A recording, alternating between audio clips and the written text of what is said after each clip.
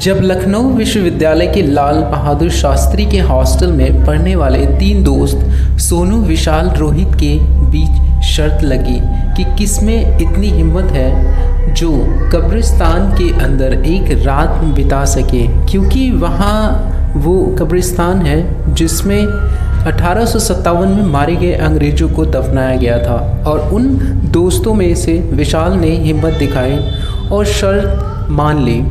अगले दिन तीनों दोस्त विश्वविद्यालय से निकले और नवादा कॉलेज और पक्का पुल के रास्ते से होते हुए कब्रिस्तान के पास पहुँचे। रात के करीब 1 बज चुके थे। सन्नाटा छाया हुआ था और सड़कों पर भी 1-2 गाड़ी आने वाले नज़र आ रहे थे। दोनों दोस्त कब्रिस्तान में पहुँचे। कब्रिस्तान के चारों ओर दीवार टूटी हुई थी, कोई भी आसानी से अंदर जा सकता था। अब रात के करीब 1 बजे चुके थे। सोनू, ठीक है विशाल, कल मिलते हैं। और तुम जिंदा रहे तो? विशाल, अरे जिंदा क्यों नहीं रहूँगा, मुझे भूत से डर नहीं लगता है। और जब डर ही नहीं लगता फिर डर किस बात का? इतना कहकर विशाल जोर जोर से हंसने लगा।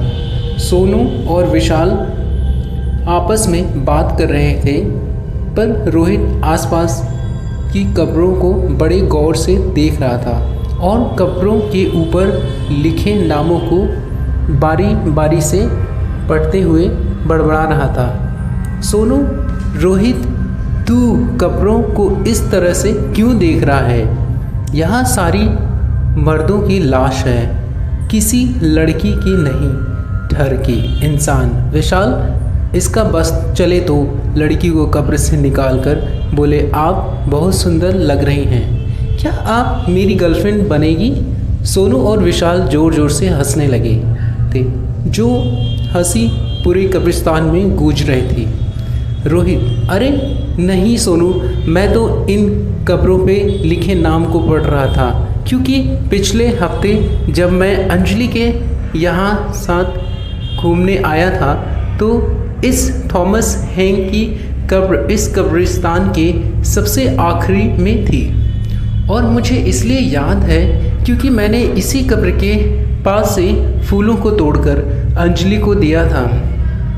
रोहित की बात सुन सोनू और विशाल भी एक पल के लिए सोच में पड़ गए। सबके मैं सिर्फ यही सवाल था कि आखिर कब्र एक जगह से दूसरी जगह कैसे जा सकती है। और इस बात की पुष्टि इस बात से भी हो रही थी कि रोहित के तोड़े हुए फूलों की पत्ती अभी भी मुरझाई हुई कब्र के पास ही थी। विशाल, अच्छा ठीक है, अब मुझे और उल्लू मत बनाओ, मुझे डराने की तुम्हारी कोशिश किसी काम की नहीं, समझ गए? मैं इस कब्रिस्तान में से अब कल सुबह ही आऊँगा, वो भी ज़िंदा। चलो जाओ, अब तुम दोनों मुझे अकेला छोड़ दो। विशाल की बात सुन सोनू और रोहित कुछ नहीं बोले और आपस में बात करते हुए कब्रिस्तान से बाहर आ गए। और विशाल अपने दोस्तों को कब्र से जाते शांत देख रहा था। और उनके जाने के बाद विशाल उसी थॉमस हैंक की कब्र के ऊपर बैठ गया और वहाँ पर जमी घास को नोचने लगा। उसकी नज़रें पूरी कब्रिस्तान को ताड़ ही रही थी। तभी ज़मीन से एक हाथ निकला और विशाल के हाथ पकड़कर उसे कब्र से नीचे गिरा दिया।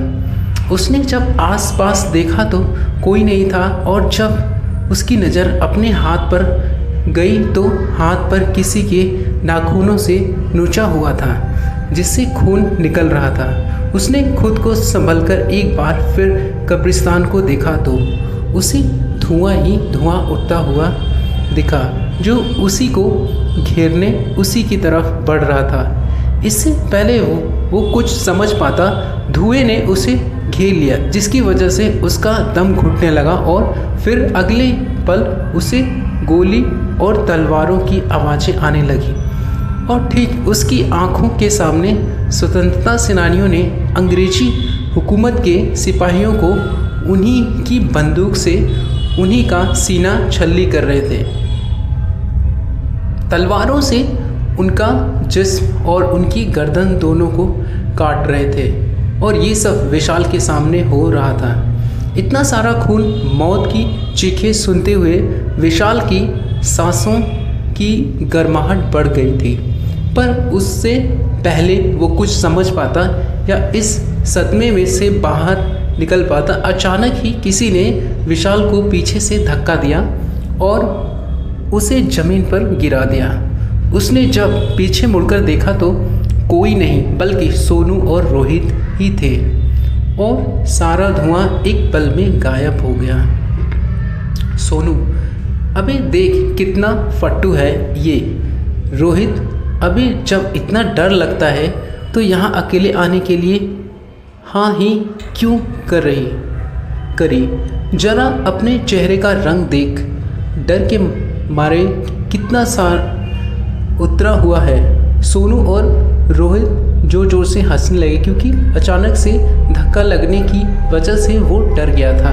विशाल, बंद करो तुम लोग अपनी ये नौटंकी और चलो यहाँ से, मुझे और नहीं रहना इस कब्रिस्तान में। मुझे अंदाज़ा भी है मैं अभी क्या देख रहा था। विशाल जानता था कि जो उसने अभी देखा है वो कभी अपने दोस्तों को समझा नहीं पाएगा, इसलिए झुंझलाता हुआ दोनों से कहकर बाहर जाने को हुआ ही था। तभी रोहित ने उसका हाथ पकड़ उसे रोक लिया। रोहित, अभी तो अकेला कहाँ चल दिया? चिंता मत कर, तेरे साथ साथ अब हम भी इस कब्रिस्तान में रुकेंगे। फिर तो ठीक है ना विशाल, पर रुकना ही क्यों? जब से मैं आया हूँ अजीब सी ठंड लग रही है और तुम दोनों के हाथ भी तो बर्फ़ की तरह ठंडे हो चुके हैं। मैं कहता हूँ चलो। विशाल रोहित से हाथ छुड़ाकर कब्रिस्तान के बाहर की ओर चल ही रहा था कि अचानक ही सोनू ने उसके गले में रस्सी डाल वापस से उसे कब्रिस्तान में घसीटने लगा। विशाल, सोनू, ये तुम क्या कर रहे हो? मैं विशाल, तुम्हारा दोस्त, तुम मेरे साथ ये क्या कर रहे हो? विशाल चीख के सोनू से कहा जा रहा, पर सोनू ने उसकी एक नहीं सुनी और घसीटता हुआ एक पेड़ के पास ले आया। फिर रस्सी को पेड़ की डाल पर फेंक दूसरी तरफ से खींचता हुआ विशाल को फांसी चढ़ाने लगा। विशाल, सोनू ये तू क्या कर रहा है? रोहित, तू सोनू को रोकता क्यों नहीं? तुम दोनों मेरे साथ क्या कर रहे हो? विशाल को इतना चीखने पर भी उन्होंने उसकी एक ना सुनी और देखते ही देखते विशाल फांसी की वजह से छटपटाने लगा। इतने में ही उन दोनों में से एक बोलता है, अब जब तू मर ही रहा है तो सुनता जा, हम वो है ही नहीं जो तू समझ रहा है। मैं हूँ सेनापति थॉमस हैंक और ये मेरा सिपाही था।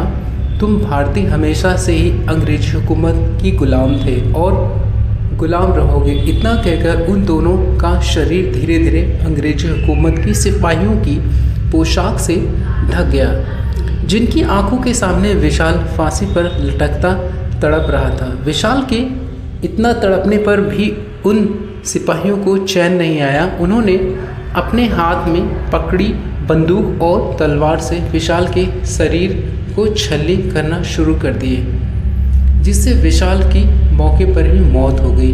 अगले दिन सुबह जब उसके दोस्त उसे लेने कब्रिस्तान आए, तब कब्रिस्तान के बाहर पुलिस और मीडिया की भीड़ लगी हुई थी,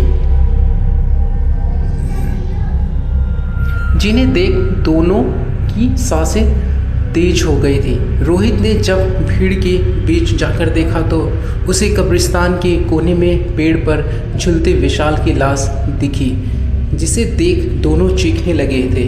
इंस्पेक्टर भी उनकी चीखों से समझ गया था कि ये दोनों लाश के जानने वाले हैं, इसलिए दोनों को लाश की पहचान करने के लिए अंदर बुलाया गया। सोनू और रोहित ने जब विशाल की लाश को गौर से देखा तो उनकी भी रूह कांप गई। गला जोर से दबने की वजह से विशाल की आँखें की पुतलियाँ बाहर आ गई थी। आँखों की जगह 2 काले गड्ढे दिखाई दे रहे थे और नीचे ज़मीन पर खून ही खून बिखरा हुआ था। साथ ही गोलियों की खाली कारतूस भी बिखरे हुए थे, पर विशाल के जिस्म पर कट का एक भी निशान नहीं था। दोनों ने लाश को पहचान तो लिया था, पर अब ये केस पुलिस को भी समझ नहीं आ रहा था। पर पोस्टमार्टम से ये बात साबित हो चुकी थी, बाहर से भले ही उसके शरीर कोई खरोच ना हो, लेकिन अंदर से उनका शरीर गोलियों से छलनी पड़ा था और अंदर से मांस, नसें, यहाँ तक कि हड्डियाँ भी कटी हुई थी। बहुत जांच पड़ताल के बाद भी केस काफ़ी नहीं सुलझा और कुछ साल बाद सोनू और रोहित की लाश भी उसी रहस्यमयी तरीके से उसी पेड़ पर फांसी पर लटके मिले। पोस्टमार्टम रिपोर्ट्स में भी वही लिखा था जो विशाल की रिपोर्ट्स में लिखा था। शरीर पर एक भी कट के निशान नहीं, पर अंदर से जिस्म गोलियों से छली हुआ पड़ा था और तलवार से मांस के साथ हड्डियां भी कटी हुई थी। और आज भी इस केस की फाइल लखनऊ के एक थाने में धुल खा रही है। लेकिन अब वक्त बदल चुका था। सरकार ने कब्रिस्तान को संरक्षित करते हुए चारों तरफ दीवार बनवा दी और लाइट की सुविधा कर दी है। अब ये रोड रात भर चलती है, लेकिन आज भी तमाम रोशनी और लाइट के होने के बावजूद लोग उस कब्रिस्तान में जाने से डरते हैं।